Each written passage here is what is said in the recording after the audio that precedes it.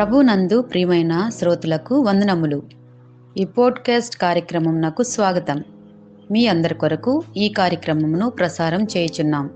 విని దైవాశీస్సులు పొందుకోగలరు. ప్రభునందు ప్రియమైన శ్రోతలు, యేసుక్రీస్తు ప్రశస్త నామములో మీ అందరికీ శుభములు, వందనములు. ఈనాటి మన ధ్యానాంశము faith through trials, heroes of faith. శ్రమలలో విశ్వాసము, విశ్వాస వీరులు. మనము ప్రపంచ చరిత్రలోని వీరులను, విజేతలను గమనించినప్పుడు జయించిన రాజ్యాల ముందు నిలబడిన సైన్యాధిపతులు, బంగారు పతకాలు సాధించిన క్రీడాకారులు, ప్రజల చప్పట్ల మధ్య నిలబడిన నాయకులు మనకు గుర్తుకొస్తారు. ఈ లోకము ఒక వీరుణ్ణి లేదా విజేతను వారు సాధించిన విజయాల ఆధారంగానే గుర్తిస్తుంది. కానీ హెబ్రీ పత్రిక గ్రంథకర్త విశ్వాస వీరుల గురించి ఒక అధ్యాయాన్ని రాసినప్పుడు ఆ వీరుల నిర్వచనమే పూర్తిగా మారిపోయింది. హెబ్రీ పత్రిక 11వ అధ్యాయంలోనే విశ్వాస వీరుల జాబితా చాలా ప్రత్యేకమైనది. ఇందులో రాజ్యాలను జయించిన సింహాలు ఉన్నాయి. అలాగే శ్రమలు అనుభవించి హింసించబడి గుహలలో దాక్కున్న బలహీనులు ఉన్నారు. ఈరోజు మనము హెబ్రీ పత్రిక 11వ అధ్యాయంలోనే 32వ వచనం నుండి 38వ వచనం వరకు గల వాక్య భాగాన్ని కొద్దిసేపు ధ్యానం చేద్దాం. ఈ లేఖన భాగము విశ్వాస వీరులను 2 గుంపులుగా విభజిస్తూ ఉంది. మొదటిది విజయవంతమైన విశ్వాసం కలిగిన వారు, రెండవది సహించే విశ్వాసం కలిగిన వారు. ఈ లేఖన భాగము మనకు నేర్పే పరమ సత్యం ఏమిటంటే, నిజమైన విశ్వాసము మన పరిస్థితులను మార్చకపోవచ్చు, కానీ కొన్నిసార్లు ఆ పరిస్థితులను తట్టుకొని నిలబడేలా మనల్ని మారుస్తుంది. మొదటిది విజయవంతమైన విశ్వాసము. అది పోరాటానికి బలాన్ని ఇచ్చేది. 32వ వచనం నుండి 35వ వచనాలలో ఉన్నటువంటి మొదటి గుంపులో ఉన్నవారు విశ్వాసము ద్వారా రాజ్యములను జయించారు, సింహముల నోళ్లను మూశారు, అగ్ని బలములను చల్లార్చారు, ఖడ్గదారులను తప్పించుకున్నారు. వారు అసాధ్యమైన పరిస్థితులను ఎదుర్కొన్నారు. అయినప్పటికీ దేవునిపై విశ్వాసం ఉంచారు. గిద్యోను తన సొంత బలంతో కాకుండా విశ్వాసంతో కేవలము 300 మంది మనుషులతో 1,35,000 మంది మిద్యానీయులను ఓడించాడు. షడ్రక్, మేషకు, అబేద్నెగోలు విశ్వాసంతో అగ్నివేడిమిని చల్లార్చారు. దానియేలు విశ్వాసం చేత సింహాల గుహలో రక్షింపబడ్డాడు. దావీదు కేవలం 1 గులకరాయి ఒడిసెలతో దేవునిపై ఉన్న విశ్వాసంతో గొల్యాతును ఓడించాడు. పరీక్షలను విశ్వాసంతో ఎదుర్కొన్నప్పుడు విశ్వాసి మరింత బలపడతాడు.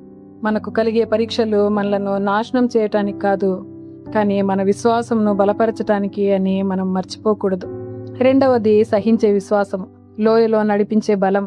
36వ వచనంలో మరికొందరు అనే పదం కనిపిస్తుంది. మరికొందరు తిరస్కారములను, కొరడా దెబ్బలను, మరి బంధకములను, ఖైదును అనుభవించిరి. రాళ్లతో కొట్టబడిరి, రంపములతో కోయబడిరి, శోధింపబడిరి, ఖడ్గముతో చంపబడిరి అని ఇక్కడ వ్రాయబడి ఉన్నది. ఇక్కడ ఉన్న వ్యత్యాసంను గమనించండి. ఒక గుంపు ఖడ్గదారు నుండి తప్పించుకున్నారు, కానీ ఈ రెండవ గుంపు మాత్రము ఖడ్గంతో చంపబడ్డారు. కొందరు ప్రవక్తలు దేవుణ్ణి నిరాకరించటం కంటే హతసాక్షులు అవ్వటానికి ఇష్టపడ్డారు. అనేక మంది విశ్వాసులు శ్రమల నుండి విడుదల పొందటానికి నిరాకరించారు. ఇక్కడ ఆశ్చర్యకరమైన సత్యం ఏంటంటే, ఈ 2 గుంపుల వారిని విశ్వాస వీరులని పిలిచారు.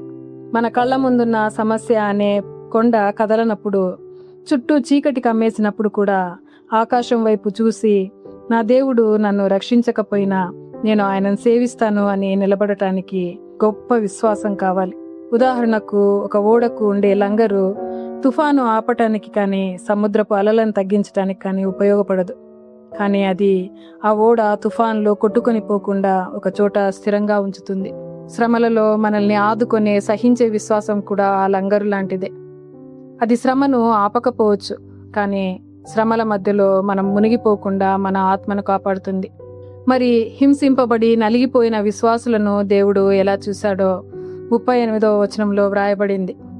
వారు అడవులలోనూ, కొండలలోనూ, గుహలలోనూ, సొరంగములలోనూ తిరుగులాడుచు సంచరించిరి. అట్టి వారికి ఈ లోకము యోగ్యమైనది కాదు అని ఇక్కడ వాక్యములో వ్రాయబడి ఉన్నది. రోమా సామ్రాజ్యము ఆనాటి క్రైస్తవులు గుహలలో దాక్కోవటం చూసి వీరు పనికిరాని వారు, సమాజానికి తెగుళ్ళు అనుకుంది. కానీ దేవుడు పరలోకం నుండి ఆ గుహలలో ఉన్న తన బిడ్డలను చూసి, ఈ ప్రపంచము వారి పాద ధూళికి కూడా సరిపోదు, ఈ లోకం వారికి ఏమాత్రం యోగ్యమైనది కాదు, వారు నా అమూల్యమైన సంపద అని అంటూ ఉన్నారు. ప్రియ శ్రోతలు, మనందరికీ నిజమైన విశ్వాస వీరుడు మన ప్రభు అయిన యేసుక్రీస్తు. ఆయన సిలువ అనే ఖడ్గం నుండి తప్పించుకోలేదు, మన కొరకు ఆ శిక్షను భరించారు. ఆయన సిలువ మరణం నుండి తప్పించబడలేదు, కానీ మనకు నిత్య జీవాన్ని ఇవ్వటానికి ఆ సిలువను సహించారు.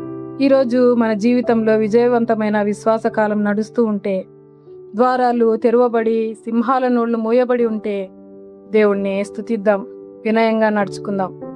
కానీ మనం సహించే విశ్వాస కాలంలో ఉంటే, అలసిపోయి గాయపడి ఇంకా విడుదల కోసం ఎదురు చూస్తూ ఉంటే అధైర్యపడకండి, విశ్వాసంలో స్థిరంగా ఉండండి. మనము ఒంటరిగా లేము. నాటి ప్రవక్తలు, భక్తులు, హతసాక్షులు నడిచిన శ్రేష్టమైన మార్గంలో మనం కూడా నడుస్తున్నామని గుర్తుంచుకోవాలి. దేవుడు మనల్ని మర్చిపోలేదు. మనమందరం కూడా రాబోయే శ్రేష్టమైన పునరుత్థానం వైపు మన దృష్టిని మరల్చే వారంగా ఉండాలి. ప్రార్థన చేసుకుందాం.